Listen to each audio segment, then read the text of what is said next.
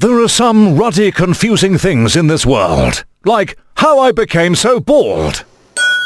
Luckily, Reno is here to explain it all. And may God help us. Hey YouTube, what's up?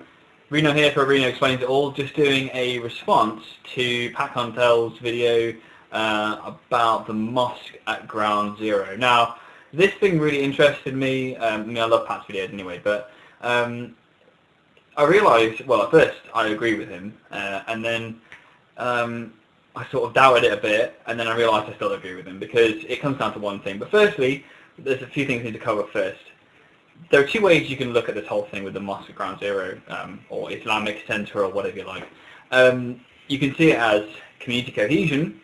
People are trying to say I watch videos of interviews with the people who are running the mosque and saying and they're saying about how they're putting it there as a fist up against the extremists and stuff, and it's like, well, that's cool, that makes sense.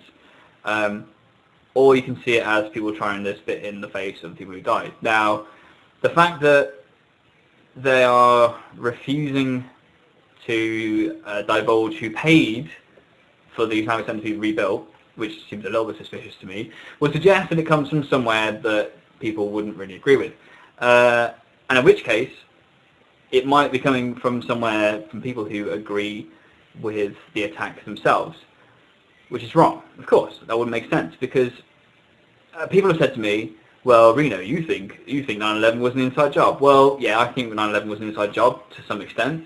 But even if it was to the grandest scale, which I don't think is true, even if it was to the grandest scale, the entire thing was set up by George Bush or Dick Cheney or whatever, even if that was true, there are still people who believe in the ideologies of what happened and don't believe it was George Bush or Dick Cheney or somebody on the inside who let it happen. Even so, those people could still reinforce the ideas of, destroying the West or whatever. And therefore, if they're funding the mosque, then it doesn't make any sense. So you can't let that happen. And the other thing that makes it wrong is the whole fact that it's called Codoba House, or Codoba, or however you say it, I don't know, Codoba, which, as Pat pointed out, is the city in southern Spain that the Islamic people conquered years ago and then put a big mosque there.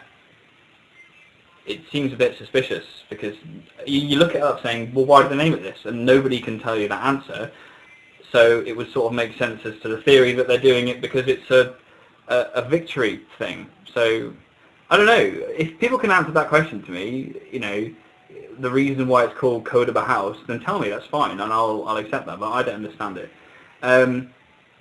So yeah, it could be one of the two things. It could be people honestly trying to say, we don't agree with it, we're going to put an Islamic Centre here to prove that, we're part of the recovery, blah, blah, blah.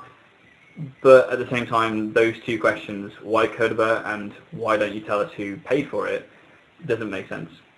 Those things just stick with me, and therefore I can't say that I can't say the opposite of condoning it, of imploring it, I don't know. So there's that. So that's all for today's video. Thank you very much for tuning in. Don't forget, Wednesday this week is going to be the start of World Wednesday, where I'm going to be telling you about special days that happen on that day. So official Rose Day, official Window Lick Day, official Crab Day. Stay tuned. And also Friday, Phobia Friday. This week we're going to be talking about a brand new way to deal with your phobia.